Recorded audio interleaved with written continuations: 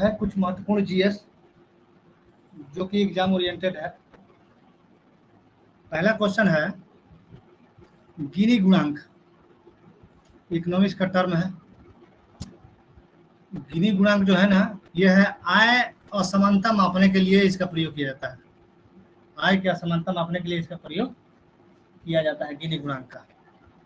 Economics जो पढ़िएगा उसमें क्लियर हो जाएगा आपका। मैंने कहने का मतलब ये है कि ये आय के वितरण का प्रतिनिधित्व बताता है। गिनी गुणांक जो है आय के वितरण के प्रतिनिधित्व को बताता है। उसके बाद है साइंस का क्वेश्चन है, सबसे बड़ी अंतःस्रावी ग्रंथि है। सबसे बड़ी अंतःस्रावी ग्रंथि जो है थायराइड ग्रंथि है। उसके बाद है सुनामी का कारण होता है। सुनामी जो उठता है ना, बहुत भयानक तूफान जो उठता है उसमें आता है सुनामी। सुनामी का जो कारण होता है समुद्र के नीचे भूकंप का आना, यानी समुद्र के नीचे जब भूकंप आता है तो सुनामी का रूप ले लेता है। उसके बाद है अल्फा किरणें सबसे भारी होती है। किरणों में सबसे भारी जो होती है अल्फा किरण होती है। इसमें उच्च ऊर्जा कण भी पाए जाते हैं। उच्च ऊर्जा कण जो है आपका बीटा किरण में भी पाए जाते हैं। उच्च ऊर्जा का कण इसमें भी पाए जाते हैं। उसके बाद है बीटा कण उच्च ऊर्जा वाले इलेक्ट्रॉन होते हैं। बीटा कण जो होता है ना, उच्च ऊर्जा वाले इलेक्ट्रॉन होते हैं। उसके बाद किस यंत्र कह रहे हैं, किस सत्र में कांग्रेस ने पहली बार भारतीय राज्यों के प्रति अपनी नीति की घोषणा की। मैंने अपनी नीति का मतलब हुआ कि अपनी नीति पॉलिसी की घोषणा की नागपुर अधिवेशन 1920। नागपुर अधिवेशन 1920। उसके बाद है भारत का राष्ट्रीय महिला दिवस जो मनाया जाता है किसकी जयंती पर मनाया जाता है? यह मनाया जाता है सरोजिनी नायडू। सरोजिनी नायडू कौन है? भारत की प्रथम महिला राज्यपाल हैं जो कि उत्तर प्रदेश की बनी थी। उसके बाद है 31वें संविधान संशोधन 1973 के माध्यम से लोकसभा सीटों में बढ़ोतरी की गई और 525 से कर दिया गया 545। 525 से कितना कर दिया गया? 545। उसके बाद है वॉकिंग विथ कॉमरेड पुस्तक है जो कि बहुत फेमस पुस्तक है, और ये पुस्तक के लेखक जो है अरुंधति राय है। अरुंधति राय। उसके बाद है श्रीलंका में जन्म दर सबसे कम है। विश्व में सबसे अधिक जन्म दर श्रीलंका में है।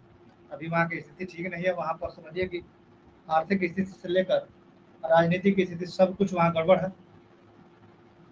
दुनिया में सर्वाधिक आणविक खनिज जो समझिए कि आणविक खनिज उत्पादन करने वाला देश कौन है? कनाडा है। कनाडा में सबसे अधिक आणविक खनिज का उत्पादन होता है। भौतिकी में चतुर्थ आयाम का परिचय किसने दिया था? भौतिकी में चतुर्थ आयाम का परिचय जो है किसने दिया था? आइंस्टीन महोदय ने दिया था। अल्बर्ट आइंस्टीन किस यंत्र को बजाने में परिपूर्ण थे या निपुण थे? यह था वायलिन। वायलिन बजाते थे आइंस्टीन साहब। भूकंप तरंगों को किस उपकरण द्वारा रिकॉर्ड किया जाता है? ये होता है सिस्मोग्राफ। सिस्मोग्राफ द्वारा भूकंप के तरंगों को रिकॉर्ड किया जाता है। राष्ट्रीय मानवाधिकार आयोग में कितने सदस्य होते हैं? राष्ट्रीय मानवाधिकार आयोग में 6 सदस्य होते हैं। 5 सदस्य होते हैं, एक अध्यक्ष होते हैं। इनकी नियुक्ति जो है प्रेसिडेंट यानी कि राष्ट्रपति करते हैं। दूसरी बात यह है, अगला क्वेश्चन है कि खिलाफत आंदोलन की शुरुआत कहाँ से हुई? खिलाफत आंदोलन की शुरुआत जो हुई लखनऊ से हुई। कैमूर पर्वत श्रृंखला है यमुना एवं सोन नदी को अलग करता है। कैमूर पर्वत श्रृंखला जो है ना, यमुना नदी और सोन नदी को अलग करता है। उसके बाद है कैमूर पर्वत विंध्याचल पर्वत का पूर्वी विस्तार है।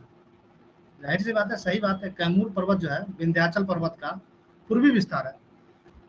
यह विस्तार कहाँ से कहाँ तक है? जबलपुर से सासाराम बिहार तक।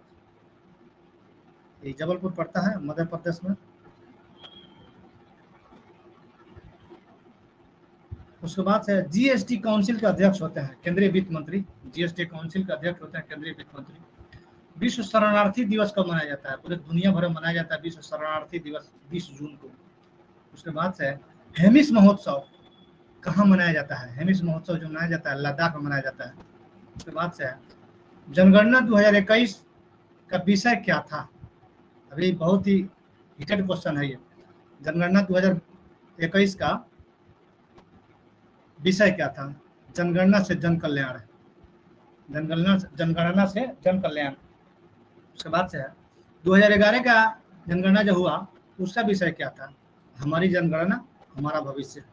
उसके बाद से राष्ट्रीय ध्वज की चौड़ाई, यहाँ देखिएगा, ध्यान दीजिएगा, चौड़ाई और लंबाई। तो चौड़ाई 2 है, लंबाई 3 है, और यही पूछ दे लंबाई और चौड़ाई, तो लंबाई 3 है, चौड़ाई 2 है। राजगृह का किला जो नालंदा में स्थित है, राजगृह का जो किला है, महल है, किसने बनवाया था? अजात शत्रु एक शासक थे, हर्यक वंश के शासक थे, जो कि बिंबिसार के पुत्र थे। उन्होंने बनाए थे राजगृह का किला। ये रहा आज का कुछ जीएस का क्वेश्चन, इसको याद कर जाइए।